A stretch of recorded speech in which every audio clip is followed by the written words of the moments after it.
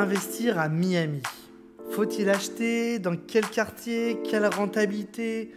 Beaucoup de questions aujourd'hui, on va essayer d'y répondre dans cette vidéo.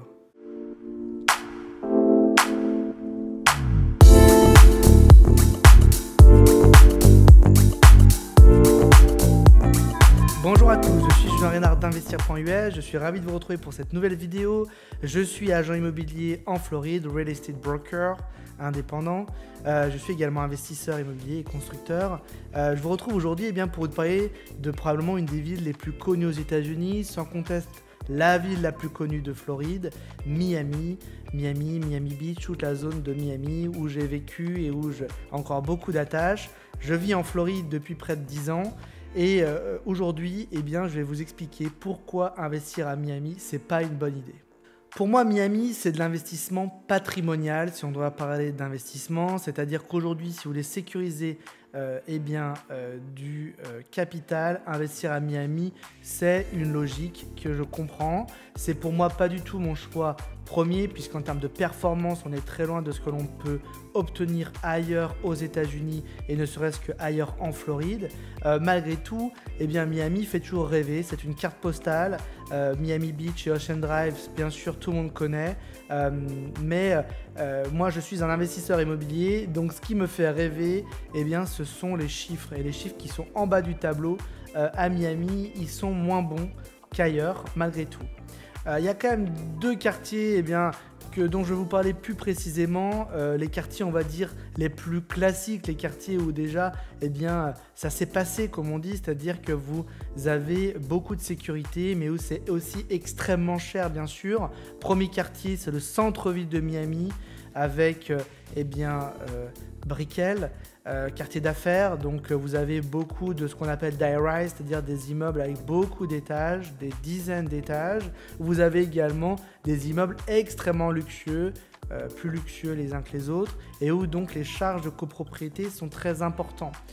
Aujourd'hui, l'inflation sur ces immeubles a été très importante, donc vous avez aujourd'hui un prix au mètre carré qui est très proche de toutes les grandes capitales européennes, très proche également des très grandes villes américaines comme New York ou les grandes villes de Californie, dans ce quartier-là, parfois même supérieur. Donc c'est vrai qu'en termes de rentabilité locative, il ne faut pas s'attendre à des miracles. Il faut comprendre également que à Brickell, où vous avez tous ces condominiums, comme on dit, ces appartements, ces immeubles d'appartements, vous allez avoir beaucoup de restrictions pour louer. Donc déjà, oubliez la location court terme en meublé Airbnb.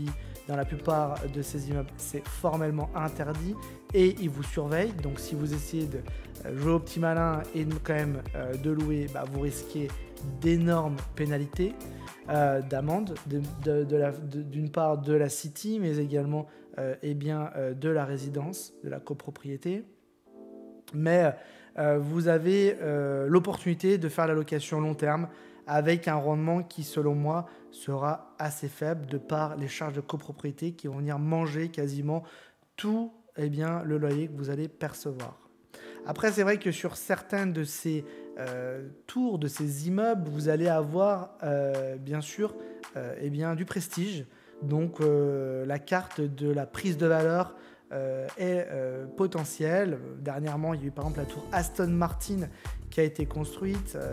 Toutes les tours sont plus luxueuses les unes que les autres et donc vous avez la possibilité parfois de revendre et vous avez une plus-value. Malgré tout, et bien sûr ces résidences extrêmement luxueuses, le ticket d'entrée est extrêmement cher, parfois plusieurs millions de dollars pour un appartement, ne serait-ce que de 100 ou 150 mètres carrés. Donc c'est vrai que c'est pas ce qui est plus abordable pour pouvoir faire de la plus-value et également c'est un risque très important quand même de mettre beaucoup d'argent dans un seul bien immobilier.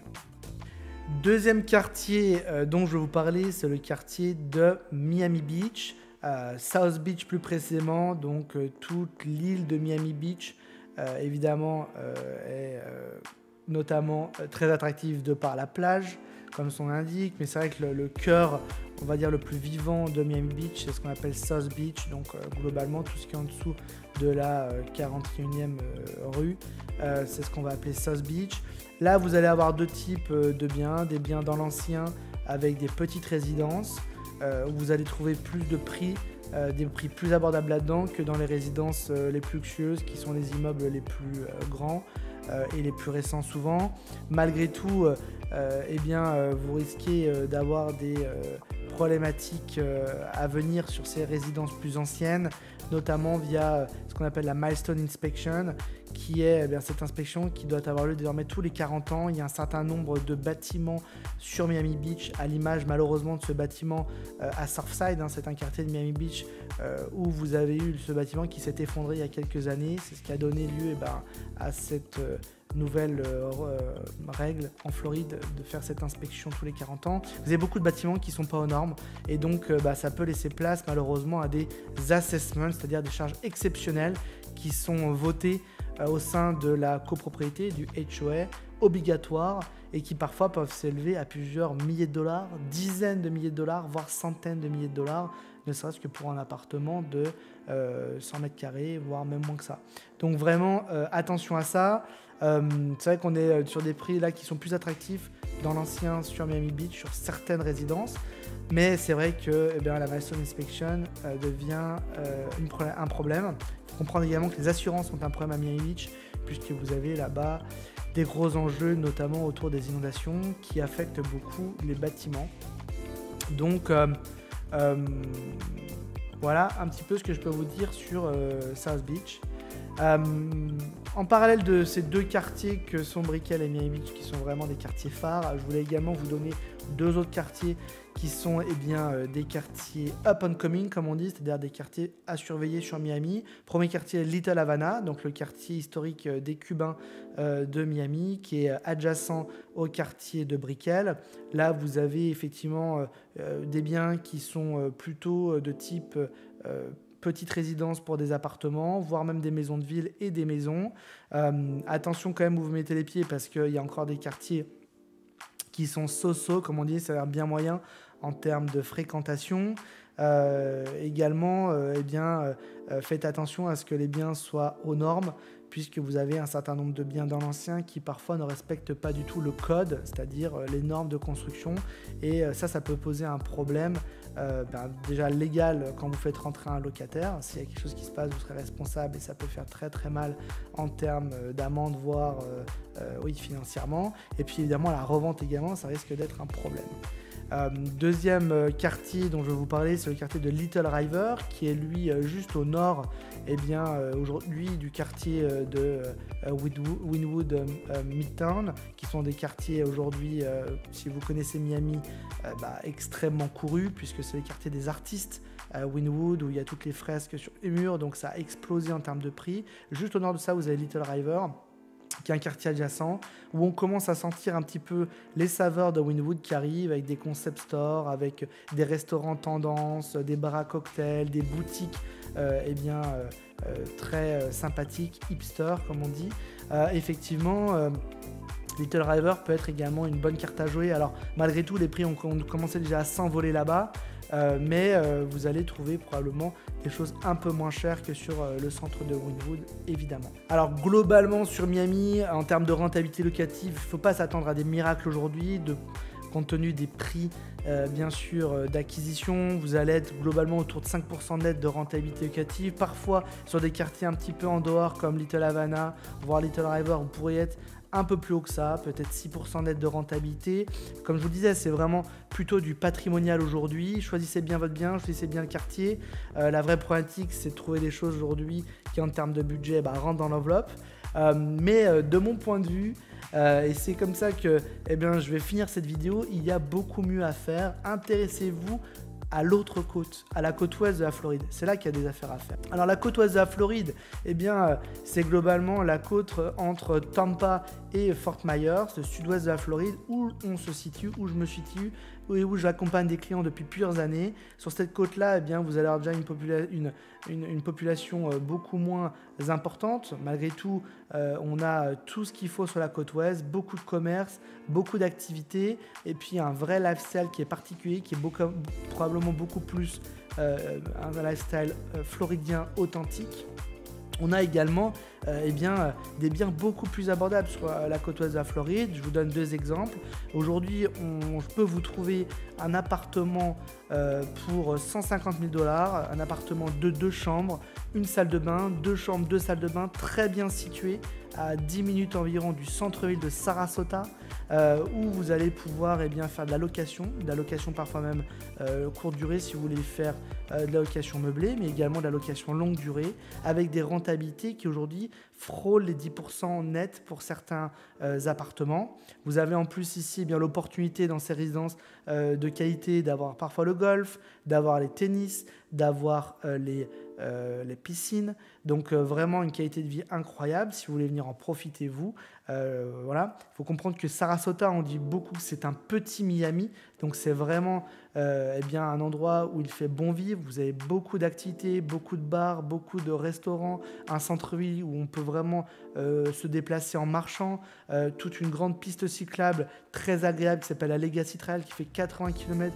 où vous pouvez vraiment naviguer dans la ville à vélo. Et puis on a des plages ici qui sont magnifiques dans le sud-est de la Floride, comme Siesta Key qui est très souvent élue comme la plus belle plage de Floride, une plage de sable blanc, de sable fin, extrêmement renommée. L'ensemble, tous les Américains connaissent très bien Siesta Key.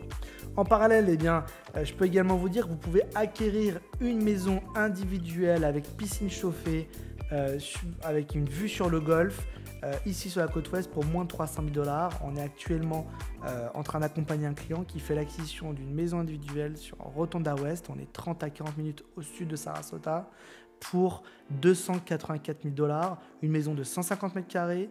Il y a 2 chambres, 2 salles de bain, une piscine chauffée, un jacuzzi et une vue sur le golfe. Donc vraiment un cadre exceptionnel pour venir profiter du soleil de la Floride, passer du temps, louer cette maison, pourquoi pas en Airbnb, puisque ici nous n'avons pas de restrictions pour faire la location courte durée, contrairement à Miami où c'est quasiment impossible aujourd'hui de faire la location en courte durée, et où vous allez également avoir une clientèle extrêmement respectueuse chez nous sur la courte durée pour le sud-ouest de la Floride, puisqu'on a beaucoup de clients qui sont, on va dire, des retraités ou des gens qui sont une famille avec des enfants. Donc on a effectivement cette qualité là aussi en termes de locataires et de guests pour les locations courte durée. Alors investir à Miami, pourquoi pas?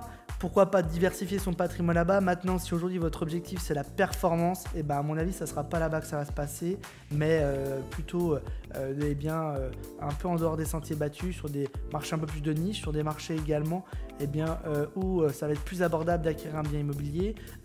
Moi je vous ai fait le parallèle avec Sarasota qui est vraiment un endroit qui gagne à être connu des Européens. Aujourd'hui la clientèle qui fréquente Sarasota pour la saison, c'est plutôt une clientèle américaine, nord-américaine, mais il y a de plus en plus d'Européens. Rejoignez-nous, venez découvrir cette côte-là, qui est la côte la plus authentique de la Floride, qui est également un endroit où il fait vraiment bon vivre, où il fait bon passer du temps, et où vous allez avoir une rentabilité locative bien plus importante. Comme je vous l'ai dit, sur certaines surfaces, à quelques minutes du downtown de Sarasota, on va pouvoir trouver un bien type appartement pour moins de 150 000 $, avec une rentabilité locative potentielle de 10% net. Donc le revenu brut moins toutes les charges, 10% net à la fin. En bas du tableau, c'est le double de Miami. Donc je vous invite à vous y intéresser. Et puis si vous voulez aller plus loin, une seule adresse, contact@investir.us. En description de cette vidéo, je vous mets un lien, vous avez juste à cliquer dessus et puis vous soumettez votre projet, donnez-nous vos informations, mettez bien votre numéro de téléphone également, comme ça on peut vous recontacter sous 24 à 48 heures et tout simplement échanger pour pourquoi pas avancer sur un projet d'acquisition ici en Floride. Je vous dis à très bientôt, bye bye.